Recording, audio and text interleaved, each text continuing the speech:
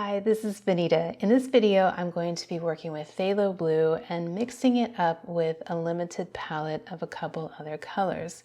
Now, Phthalo Blue is not a color that I normally have in my palette, but it's a color that I've been thinking about and I want to test it out and see if I would like to add it to my regular palette. Phthalo Blue is a very beautiful color. It is also very strong. A little goes a long way, and that's one reason why I've been wondering about adding it to my palette, because I go through a lot of blue. In this first area, I'm using just Phthalo Blue and water to give me an idea of the variation in value I can get. At the very top, I started with just water and I added in a touch of Phthalo Blue, and now I'm using more paint and less water to get a darker value. Now I want to mix up Phthalo Blue and Quinacridone Rose. Quinacridone Rose is another beautiful color. It also is staining and it's a very strong tinting pigment. A little bit goes a long way. And you can see that just a touch of Quinacridone Rose does influence the Phthalo Blue. It changes it so it's more of a red shade of Phthalo Blue. And now I'm going to add in more Quinacridone Rose to get more of a lavender type of color. And then finally, I'll add even more of the Quin Rose to get more of a rosy type of color. Now look at my water at the end of this little test strip. You can see that this paint is very strong and I definitely need clean water to get to the next column. I'm going to wipe off my palette and I will start in this column like I did in the first one, where I put in just clean water first and then I'll add in a bit of Phthalo Blue.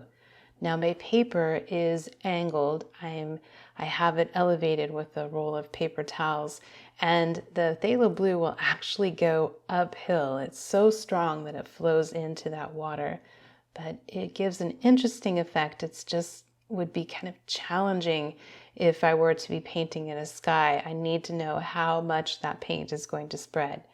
Now that I've done that part, I will add in some Azo Yellow. Azo Yellow is a transparent yellow, and for yellow, it's actually quite strong, and it will affect the Phthalo Blue rather quickly. So that's kind of why I chose the limited palette that I did. I wanted pigments that would blend well with Phthalo Blue. In other words, they have similar characteristics and they are strong in tinting strength.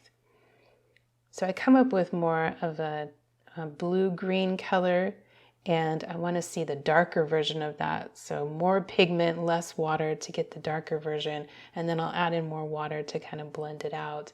That's a beautiful teal green color, and now I can add in more Azo Yellow to get more of a pure green color, and then I'll end with more of a yellowy green at the bottom.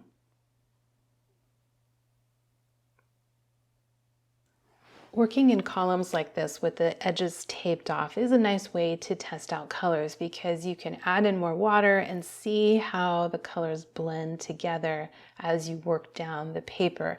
And then when I take the tape off, I'll have nice clean edges.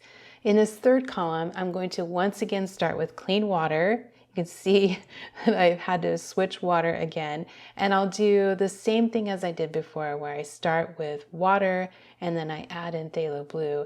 This time I'm holding the paper almost vertical because I want to see, will that Phthalo Blue still flow uphill? And yes, it does still flow uphill. So that's something that I would need to get used to. It's a beautiful effect, but I would need to know how to use it and what to expect when I worked that way.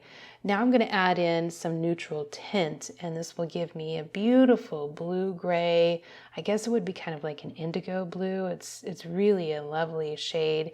And then from here on out, I'm going to be mixing up a variety of colors using this limited palette. So I want to throw in, instead of just 2 colors, I'll be working with 3 colors, maybe even 4. Everything except for the white gouache. I will try to blend in and see what I come up with. Now, some of these colors I really like, others I'm like, it's not so great, but it is interesting to see what these transparent colors can come up with. And could I use this for a painting, or is there something that I feel might be lacking? And the only way to know that is to test it out here. So here's a color that's kind of interesting, but I'm not really crazy about it. But then I do get to some colors that I really like. And at the final part here, I end up with a really pretty shade of, I guess that would be kind of a teal, blue, green color. I don't know, but whatever it is, I really like it. So I'm going to set that aside and let it dry. And in the meantime, I'm switching over to a test strip. On the left-hand side, I have Cerulean Blue, and on the right is Phthalo Blue.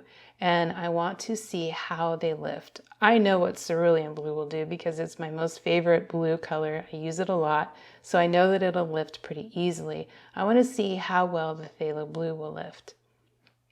And you can see that it does lift quite easily, maybe not as much as Cerulean, but you can see once I dab it with a paper towel, it has lifted quite a bit. And now I'll be a little bit more aggressive and I'll tape off a section here.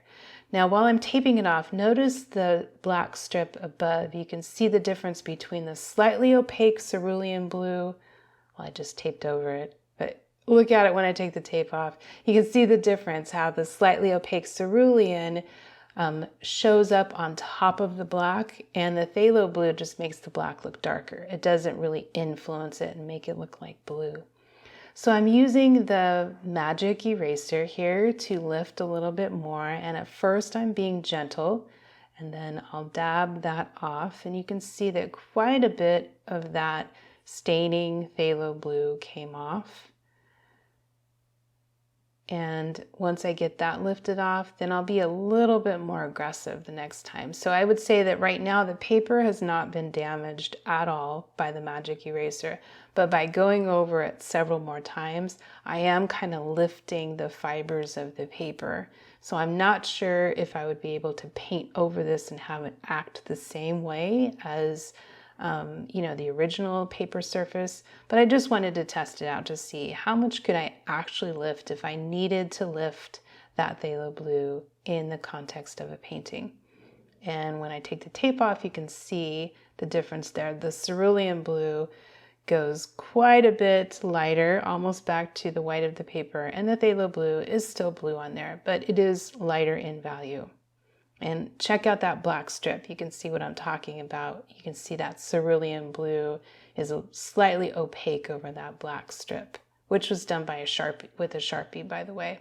So if you ever want to do that at home, it's a great way to understand the difference between your transparent paints, your semi-opaque, and your opaque paints. So here's a final look at the test strip. You can see that there's a variation in color, and there's a variation in value. I think all of the shades on this first strip are really nice, all of the colors there. And even on the second strip, I like all of the colors there. On the last strip, there are some colors that I like and others I think, I'm not really too fond of that color, but there are some interesting shades of neutrals there. So that is my test with Phthalo Blue. And I'm just not quite sure if I'm going to be incorporating it into my palette. I need to practice and play with it a little bit longer, I think.